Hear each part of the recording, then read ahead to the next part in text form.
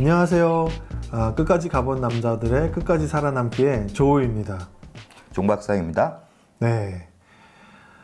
저희가 그 조울증 자녀분들을 키우다 보면 이제 조울증이 발병돼서 여러 가지 증상들로 어려움을 갖기도 하고, 또 어쩔 때는 의사 선생님께서 추천을 하셔서 좀 입원이 필요하다 말씀을 하셔서 어렵게 고민 끝에 입원을 고려하시는 그런 분들이 계시죠. 그래서 처음 입원을 하게 되는 그런 상황 가운데서 당사자도 굉장히 어렵고, 또 부모님들도 정말 어려움을 겪게 되시는 것 같아요. 그래서 오늘 좀 준비한 이 컨텐츠는 자녀분이 지금 입원 중이라면 꼭 알아두면 좋을 것들을 저희가 준비를 해왔습니다. 그러니까 입원을 갖다가 처음 혹은 갑자기 하셨을 때 너무 이제 당황하시잖아요. 네. 그때 어떤 거부터 감정을 추스르고 무엇부터 해야 될지 그걸 네. 말씀드리려고 합니다. 네. 첫 번째가 제 생각에는 해갖고 거꾸로 퇴원 후에 어떻게 해야 될지를 정말 준비를 잘 하셔야 됩니다. 네. 그러니까 입원한 기간 동안 당사자를 어떻게 해야 되는지, 이것보다 어쩌면 좀 더 중요한 거는 퇴원 후가 네. 더 중요하다, 이런 말씀이시죠? 네, 그러니까 입원하고 있는 동안은 오히려 네. 당사자가 안전하거든요. 그렇죠. 네, 안전한데 퇴원 후부터 어떻게 당사자와 이 병을 회복 여정으로 끌고 갈 건지 네. 그걸 걱정해야 되는데 네. 사실 입원했을 땐 경황이 없으니까 입원한 걸 어떻게 뒤치다꺼리 하나 이 생각만 하다가 갑자기 어느 날 불현듯 퇴원하는 순간이 오거든요. 네. 그 순간이 왔을 때 서로 멘붕이 됩니다, 사실은. 네. 그래서 어느 정도는 그런 생각의 정리가 된 상태에서 네. 퇴원을 맞이해야지 네. 우리에게 덜 힘들다. 이게 퇴원 후가 더 힘듭니다. 네, 네. 예. 그러니까 당사자는 처음에 입장에서는 해갖고 입원해 있을 때가 제일 힘들다고 생각하지만 보호자는 감정적으로는 힘들죠. 네, 네. 예, 저도 입원했을 때 보호자분이랑 네. 저희 어머님이랑 통화할 때 우시기만 하시더라고요. 네. 예. 얼마나 힘들겠어요. 예. 그 세월을 보호자분들은 힘들어만 하시다가 그냥 퇴원한 상태로, 퇴원하면 반갑죠. 네, 네. 그리고 시작을 하는데 정말 이때가 준비를 잘 하셔야 되는 시기입니다. 네. 그러니까 첫 입원이 당사자에게도 또 가족에게도 제일 힘든 시간인 것 같아요. 예. 저희 아버지도 예. 처음 저를 입원시키고 그 여자 의사의 발목을 잡고 예. 엎드리셔서 네. 막 우셨다고. 예. 그리고 집에 오셔서도 거의 뭐 아내와 함께, 저희 어머니와 함께 그렇게 계속 우셨다고 말씀을 하셨거든요. 예. 그러니까 대부분 실수를 저지르는 게 이건데요. 네. 입원하고 있는 그 어떻게 보면은 짧으면 짧고 입원한 당사자는 정말 길죠. 네. 예. 그 긴 시간 동안, 짧으면 짧고 긴 시간 동안 서로 슬퍼만 해요. 그리고 당사자는 그 안에서 답답함만 하는. 네. 퇴원하기만 진짜 손꼽아 기다리다가 퇴원하는 순간 아무것도 준비가 돼 있지 않습니다. 근데 사실 그런 처음 입원을 시키는 부모 입장에서는 예. 경황이 없죠. 그리고 그렇죠. 예. 입원을 했으면 그 안에서 치료를 정말 잘 받아서 예. 퇴원할 때쯤이면 좋은 상태에서 퇴원을 하겠지 하고 생각하실 것 같아요. 그게 근데 착각이죠. 네. 사실은 퇴원 이후부터가 회복 여정의 본격적인 시작입니다. 네. 그렇죠? 네. 입원은 해갖고 단지 이제 급한 불만, 네. 급한 불만 끈 거고요. 네. 네. 예, 급한 불을 끈 상태에서 그렇다고 그 안에서 모든 거를 갖다 회복 여정을 다 해줄 수는 없거든요. 네. 네. 그래서 钟박사님 같은 경우에는 처음 입원하셨을 때 네. 어떠셨어요? 그러니까 저도 똑같이 힘들었고 저도 똑같이 저희 보호자도 저도 시행착오를 겪었기 때문에 이 말씀을 드리는 건데요. 네. 일단 첫째는 해갖고 감정 추스르고요. 저희 방송 같은 거 보호자의 병식, 자식의 병식 그거 좀 보시고 그 다음에 저는 동료 지원가나 네. 그리고 조울러나 조연러들을 잘 아는 심리 상담사분하고 꼭 상담을 이때 꼭 해보셔야 됩니다. 아, 네. 그리고 이때 무엇을 공부해야 될지를 꼭 물어보세요. 퇴원을 하자마자 아니요, 처음에 공부를 해야지 바로 이제 전화가 올 거거든요. 네. 처음에 입원해서는 전화 안 되잖아요. 그쵸. 그 병원마다 조금씩 규칙이 다르긴 한데 예. 보통 이제 조울러들이 입원을 하게 되면 극조인 상태에서 예. 입원을 하기 때문에 그것을 좀 가라앉히는데 시간을 좀 보내게 하고 또 워낙 이제 잠을 안 잔 상태에서 극도로 예민한 상태에서 입원을 하기 때문에 좀 잠을 많이 재우죠. 일단 팁은 처음에 꼭 상담해 보시면서 물어야 될 거는 해갖고 처음 전화 왔을 때 어떻게 응대해 줘야 될지. 저희한테 그러니까 공통적으로 많이 질문하시는 내용들이 있어요. 저희 상담을 통해서 질문을 하실 때 근데 거기 빅5에 드는 것 같아요. 예. 전화 너무 많이 오는데 이거 다 받아야 되냐 아니면 매일같이 퇴원해달라고 퇴원시켜달라고 물어보는데 이거 어떻게 대답을 해줘야 되냐 이렇게 물어보시거든요. 전원해갖고 정해놓고 시간을 정해놓고 받으시라. 네. 그게 좀 현명한 것 같고요. 네. 그리고 처음에는 해갖고 전화를 차단하는 이유도 다 있습니다.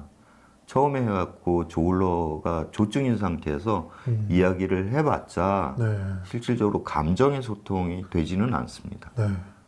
오히려 서로 안 좋은 경우가 그래서 많지.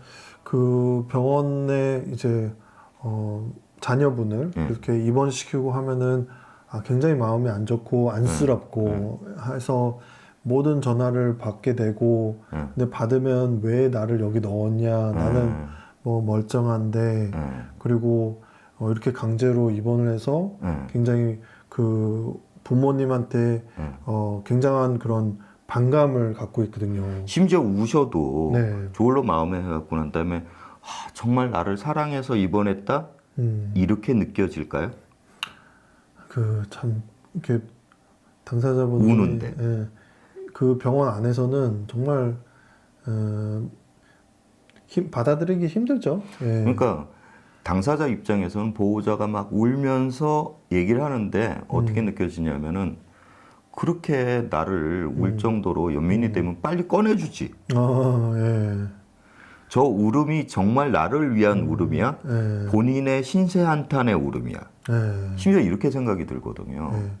그리고 보통 이제 조증 때는 나는 멀쩡하다. 나는 오히려 딴 때보다 컨디션이 좋다. 이렇게 느끼시는 그런 시기이기 때문에 이 입원돼 있는 이 폐쇄된 그런 공간에서 있는 거가 굉장히 답답하고 보호병동에 있는 게 얼마나 힘듭니까? 답답하고 또 다른 분들하고 뭐 트러블이 좀 생길 수도 있고 그리고 그 안에 있으면 그렇게 먹는 거에 집착을 하게 되더라고요. 일단 전화 받으시기 전에 꼭 그 동료 지원과나 조울러를 아시는 심리 상담사랑 이게 어떤 식으로 대처해야 될지 간단한 팁은 해갖고 전화를 갖다가 받는 시간을 정해놓고 받으시고 퇴원을 꼭 해달라고 그럽니다.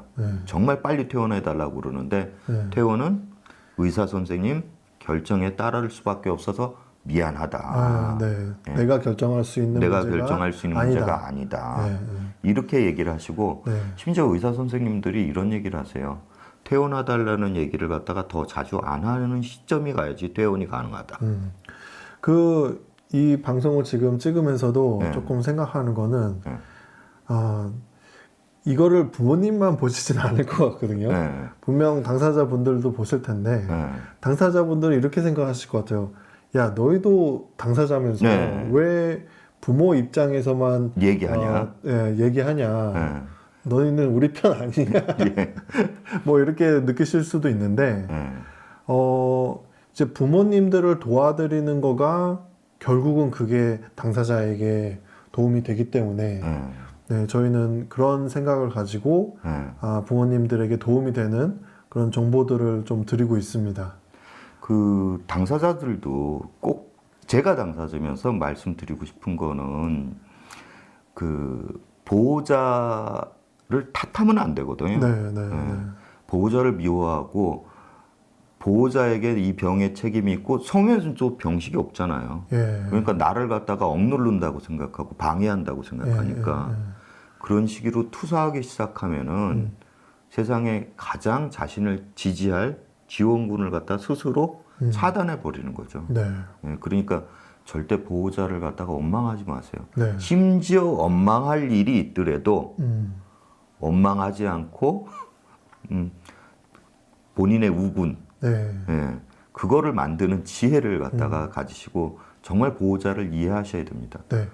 그리고 한 가지 더 또 말씀드리고 싶은 게 이 입원을 하게 되면 조금은 약이 세거든요. 네. 처음에는 그 약이 센 걸 수도 있고 또 몸에 이제 적응되는 시간이 필요해서 부작용이 좀 많이 나타날 수 있는데 근데 이제 입원한 지 1주나 2주 그 내에 면담을 하게 되면 약간 약에 취한 모습을 보고 좀 겁먹으실 수 있는 부분이 있을 것 같아요. 미리 아시면 됩니다. 네. 그러니까 그 조울증 약에 네. 기분 조절제하고 조현병, 망상을 없애주는 조현병 약이 있는데 네. 그리고 이제 진정제, 네. 항불안제 이런 것들이 들어가는데 그 기분 조절제는 약효가 나려면 해갖고 상당한 시간이 흘러야 되거든요. 네, 네. 그리고 한 번에 고용량을 갖다 기분 조절제를 투여할 수 없기 때문에 그렇죠. 네. 일단은 망상을 잡아야 되니까 조현병 약 고함량,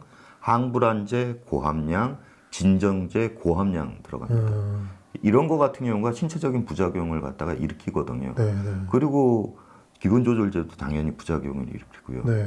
그러면 처음에 봤을 때 진짜 이상한 모습이죠. 그러니까 예, 침을 흘리거나 뭐 말을 이제 제대로 못하거나 눈에 초점이 없다든가 뭐 이렇게 뻣뻣하기도 하고 예. 대부분 그것 때문에 저 친구가 정말 문제가 많구나. 그러니까 이렇게 말씀하시는 보호자분도 봤어요. 이제 네. 병원에 들어갔는데 나아질 줄 알았는데 네. 왜 들어가기 이전 모습보다 더 안 더 좋아졌냐. 망가졌다.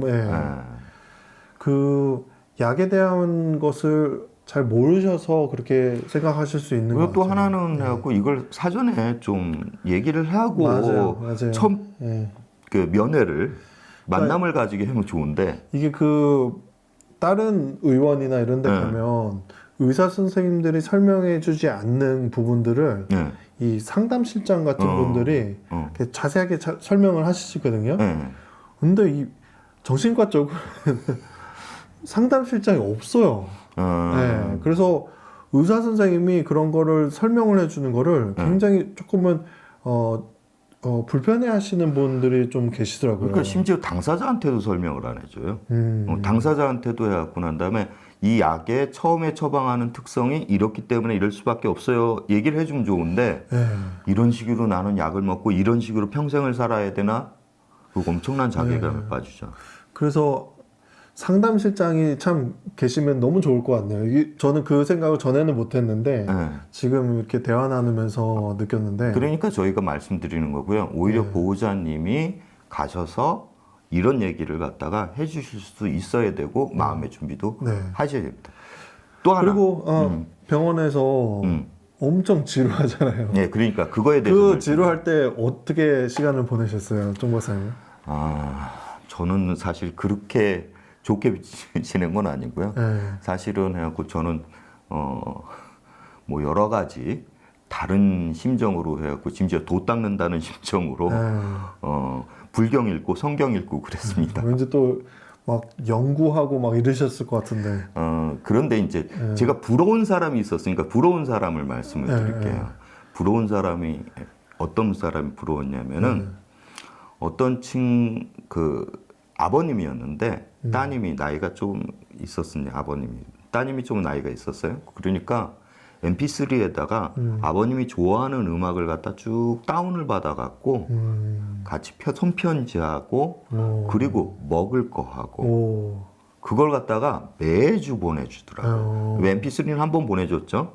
그 다음에 또 해갖고 뭐 간단한 선물하고 편지하고 그거 보시면서 느낌이 어떠셨어요? 너무너무 부러웠습니다. 그리고 병원에 있을 때 이게 군것질 같은 게 많이 당기잖아요. 그렇죠. 네, 이제 간단한. 그 하루에 간식 하나밖에 시키지 못하잖아요. 네. 이 적는 거 이렇게 해서 나는 뭐 이렇게 정하고 하는데.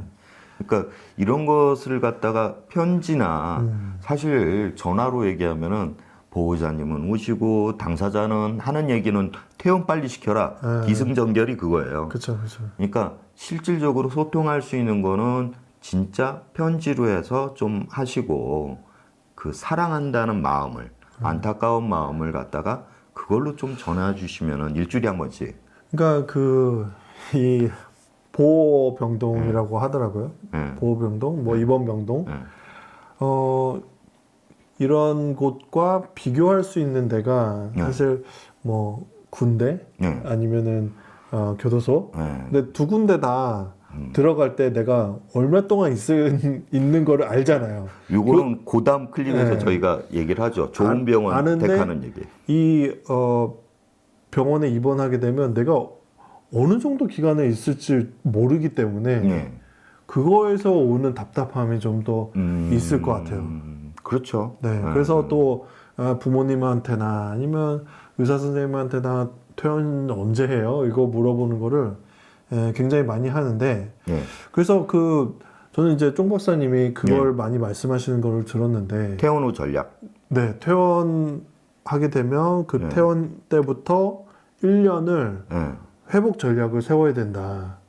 근데 저도 이 이야기를 듣기 전까지는 그런 거의 필요성에 대해서 잘 알지 못했는데 이 회복 전략을 어떤 사람하고 같이 이렇게 세우게 되면 좋을까요? 저는 동료 상담, 동료 지원가 아니면 조울증을 잘 알고 있는 심리 상담가랑 짜시면 되는데요. 근데 심리 상담가라 할 수 있는 역할하고 동료 지원가가 잘 할 수 있는 부분하고 정말 차이지는 부분이 있어요. 동료 지원가가 정말 잘 할 수 있는 거 상담 기법이나 이런 것은 좀 미숙할 수가 있습니다. 근데 정말 잘하는 거 하나는 병식을 이해시키는 겁니다. 여러분들 당사자의 병식을 이해시키는. 병식 보통 다른 분한테 물어보면 8년씩 걸린다고 그러고 이러죠. 병식을 짧게 이해 완전히 시키는 걸 짧게 하면 짧게 할수록 당사자도 보호자도 그게 훨씬 고통이 줄어들고 돌아가지 않을 수가 있는데 정말 잘할 수 있는 건 제가 생각하기엔 동료 지원가라고 생각해요. 왜 그렇다고 생각하세요? 그거는 같은 그런 경험을 갖고 있기 때문에 이게 사실 그거는 지난번에 그 조우님이 저한테 말씀해 주셨는데 저 똑같은 경험을 겪었거든요. 다른 조울러 분에게 병식을 설득할 때 그분을 설득하려고 그러지가 않았어요.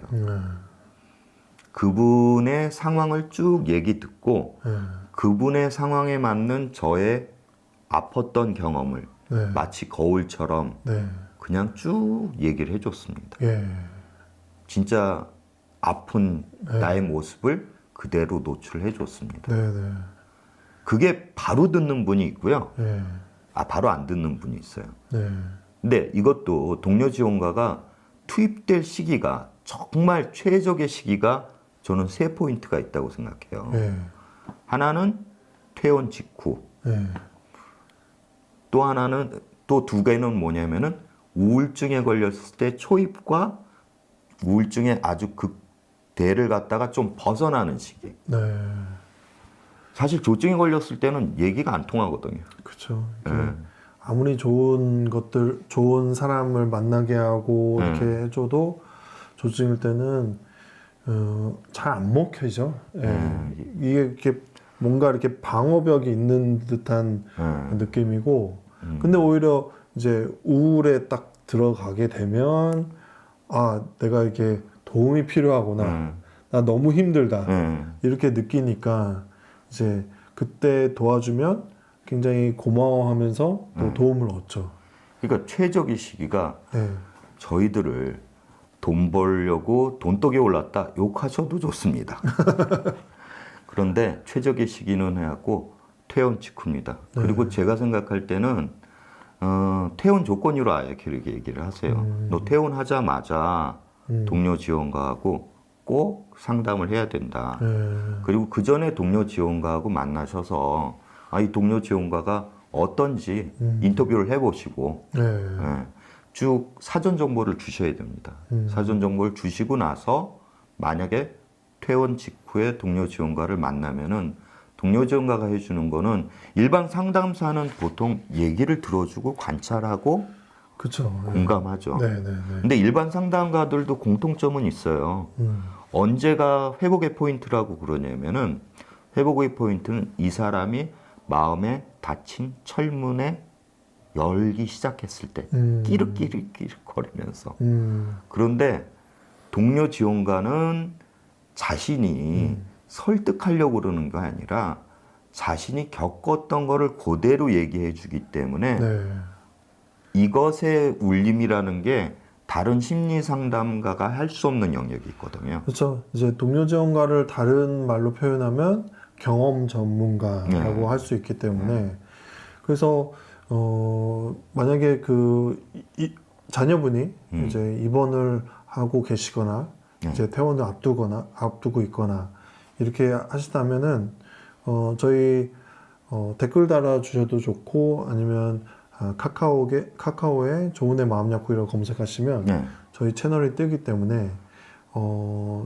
저희와 이렇게 좀 소통을 하시면 좋을 것 같습니다.